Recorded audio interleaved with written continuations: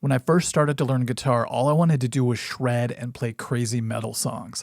And so it took a lot for me to finally put my pick down and learn how to fingerpick. And the following 8 songs are responsible for me doing that. So I thought it would be fun to break out my old tab books and replay and relearn some of these songs, as well as revisit the circumstances surrounding the time I first learned them. The first song I'll talk about is Nothing Else Matters by Metallica. It was the summer of '91, and after hearing Enter Sandman on the radio, we were all super psyched to hear the full album. My teenage metal band was just starting off, and we were such huge Metallica fans that it was grueling to have to wait for the release date. Every day seemed to take forever. When I finally got the album, I listened to it almost every single night, and I would read along to the lyrics on the cassette J card. Some younger people may have no idea what I'm talking about when I say that.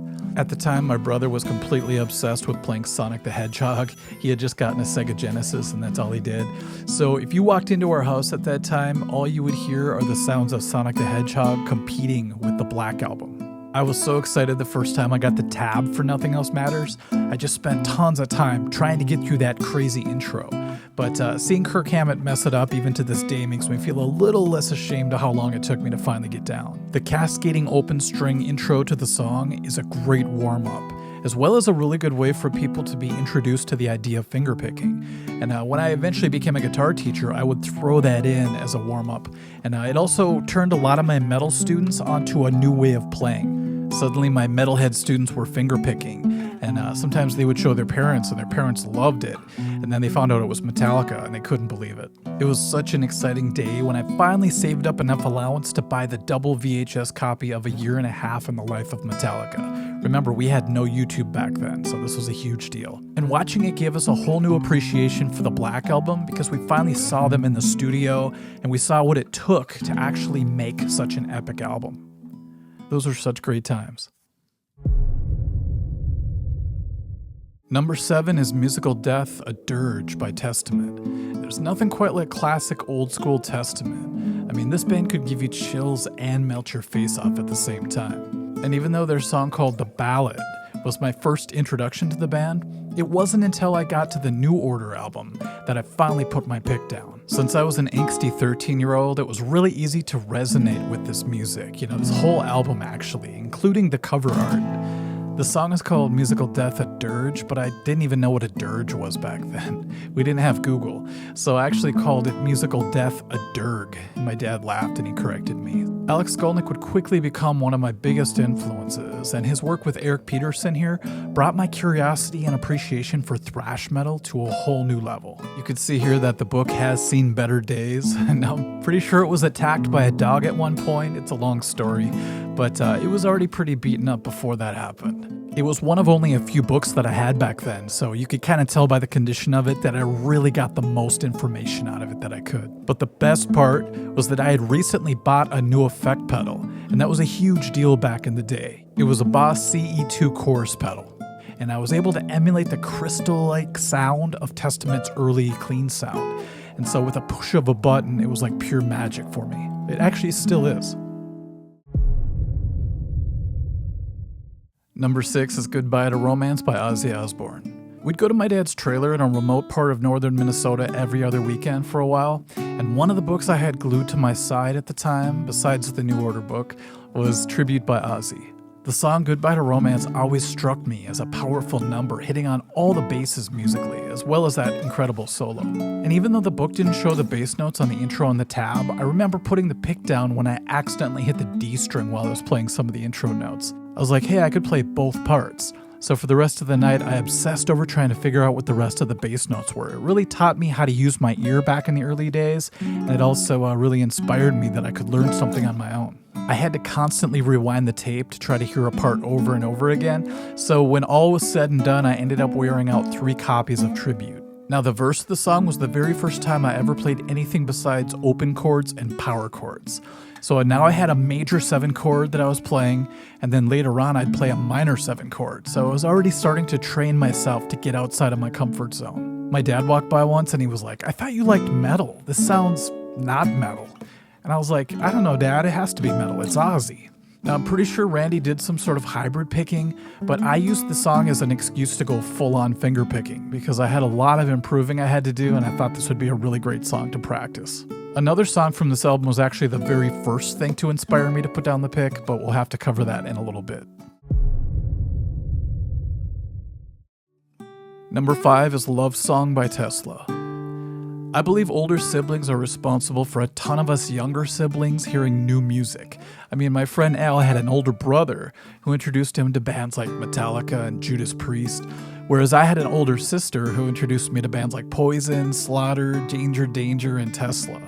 I think she chose most of her favorite bands based on what was popular at the time on the radio, but she also based it off who she had a crush on if it was somebody in the band, for example, Mark Slaughter. Well, she had this Tesla tape floating around, and I was always curious about it. I think the cover really intrigued me, so I nabbed it one night, because I remember seeing a video for Love Song and instantly loving the chorus. So I popped the tape in, and I was really surprised that there's actually this really awesome guitar intro for the song, because they left it out whenever they played the music video or whenever they played the song on the radio. I remember thinking how much it sounded like Canon in D, so it had this familiar quality to it, yet it was mysterious because I had never heard it before. Now, my first chance to learn it was when it was transcribed in a guitar magazine, because back then I couldn't just type in the song name on a computer or on my phone to find tab for it. You just had to wait for the song that you wanted to learn to just happen to be in a guitar magazine. And because there was only 3 or 4 songs per magazine, if it wasn't in that magazine, you were just out of luck and you had to wait till the next month. But the chances of it being in that edition were slim to none as well, unless it was a huge hit song. Luckily, this song was. Number 4 is Air by Jason Becker. Now, this one really tugs at my heartstrings due to the tragic circumstances that happened to Jason Becker. But at the time, I didn't know about all this stuff happening. I was just trying to learn a song that I found in a guitar magazine. And that's another thing, because tab was so rare, I pretty much would just try to learn anything that was in the magazine, even if I had never heard it before, which was the case for this song. Back then, there wasn't a whole lot to do. It was either learn guitar or watch Little House on the Prairie and fold socks with my mom. I did not know what I was getting into until I started to learn this song and realizing that it was way above my level. So when I was finally able to talk to an experienced guitar player, I asked him if he would teach me how to play it. And his eyes got really big and he's like, man, I can play like Taking Care of Business and Hang On Sloopy, but this is way above my pay grade. In the background here, I'm just trying to relearn it, and it's bringing back a lot of flashbacks of me trying to do this by myself in my basement. I'm actually playing at about half speed here, so if you really want to get blown away, listen to the actual take of it, and there's even a video of Jason Becker playing this. I think it's like in his living room or something, and you can just see how effortless his playing is. It's really incredible to watch. Number 3 is To Live Is To Die by Metallica. One of the most important tab books in my life is the Injustice for All tab book, but it's also notoriously one of the worst transcribed books of all time. It's so bad I even made a whole video about it, so check that out if you want. It's funny, it's on my Bad Tab series. Anyhow, this section was actually pretty decently tabbed in the book, and I remember learning it just as a cool alternative to play besides just the Intro to One or Fade to Black or Sanitarium, because that's all I wanted to play back then. To Live Is To Die is actually one of the most interesting songs on the album, being an instrumental, but also it includes a poem that was written by Cliff Burton, which is fitting because the song is a dedication to Cliff. And there's something really haunting about how this part is recorded on the album, because all of a sudden the music just stops, and it's this electric guitar that sounds like it's EQ'd to sound like it's being played through an AM radio or something. It's chilling yet comforting at the same time, almost like how Wish You Were Here by Pink Floyd makes you feel. I recall learning this part, but then getting impatient and just jumping to the intro of the song and thinking, I want to learn that part too. And it was tabbed out so bad that it made it 10 times harder than it actually was to play. So I kind of just gave up on it. A few years later, I finally got some good tab for it, and I remember thinking how much easier it was to play it the correct way. So yeah, bad tab was kind of the bane of my existence, and still to this day, it's hard for me to let it go. Number 2 is an obvious one, Stairway to Heaven. I think this one really inspired a lot of guitar players, probably more than any other song, to put down the pick and actually try finger picking. I recall getting the sheet music from my friend at school who ended up getting it at Musicland. It was like this record store back in the day, and they sold tab books and sheet music back then. It's crazy. So it was junior high, and my girlfriend asked me that day if I would go home with her on her bus and hang out. And I said yes, but really what I wanted to do was go home and just learn Stairway to Heaven. So we got to her place, and she went to get us something to drink, and I just sat on her bed, and I was transfixed looking at the tablature for this song. When she came back, she noticed how obsessed I was over it, and I think she got mad because I wasn't paying attention to her. So she went out to the living room to watch TV, and I just sat there and I tried to memorize the numbers that were on the sheet music. As soon as I got home, I picked up my guitar, and I already had the first couple measures memorized. So I stumbled my way through it, and it actually took me quite a while to be able to play the full intro. Strangely, the opportunity to play this song has occurred several times in my life. Once I was in a band and we just started playing it sort of as a joke, but then the crowd encouraged us to keep going, so we just went all the way to the end. And I just found out that I'll be playing this song with a Heart Tribute band coming up this summer. So yeah, I'm pretty glad that I put some time into it back in the day and got it down. So I guess I can call it the gift that just keeps on giving.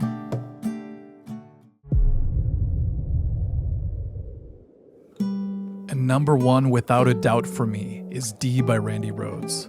This is one of the books I would also bring to my dad's trailer, and now that I think about it, his trailer house was kind of like boot camp for me as a guitar player because there was nothing else to do. So we were given the choice of which room to stay in. Whenever we went there, we would switch off, and I would always pick this room we called the spider room. We called it that because the first time we opened the door to that room, a bunch of spiders scattered as soon as we turned on the light. And there's just this mattress sitting on the floor. It was a really creepy room, but I chose it because I knew I would be left alone and I could just practice guitar and nobody else would bother me. So I'd practice the song from either the New Order book or the Tribute book, and I actually had a Guitar School magazine as well. But whenever I needed a break, I'd go out and hang out with the family, and it was this really cold winter one time, and my dad had to keep feeding the wood-burning stove in order to keep the place warm, which he did until he fell asleep. And I'm practicing, and I fall asleep eventually, and I wake up to a freezing cold room. So I went out and I actually had to put wood in the wood-burning stove myself. And I went back and I couldn't fall asleep because it was too cold. So I ended up picking the guitar back up and learning the rest of D. I'll never forget that night. The next morning, I played it for my dad, and he was really proud, actually, because he could tell just by the way I was struggling how hard it was to play. And he was just happy that I stuck to it and I got to the end, even though I completely botched the song. Learning D so early on is a big reason why I have peculiar techniques sometimes when it comes to classical. I had nobody to teach me how to play. I had no videos to watch. So I really just learned how to play classically at first through a tab book. So I didn't care about my form or anything. All I cared about was hitting the right notes. So I was doing these really impossible fingerings. I was just using way too much energy, way too much movement. And it took me a lot of years before I was able to really curb that. There's something really magical about the actual track D on the Tribute album because it's like a bonus track where you can hear him recording in the studio. It's really intimate sounding. It's like you're right there next to him and he's talking and they're taking different takes of the song. And you can hear him mess up a little bit in practice. It's such a cool thing to hear. So it's pretty crazy how much guitar education I got in that little spider room. Anyhow, I think it's really fun to attach these old memories with learning these songs. These are the 8 songs that really inspired me to try fingerpicking, even though I really didn't want to at first. Like I said, all I wanted to do was rock out and shred. But thanks for going down memory lane with me, and check out some of these songs if you haven't before, and I really encourage you to try fingerpicking if you haven't tried it before. It's really going to open up your technique to brand new possibilities. Okay, everyone, thanks again. We'll catch you later.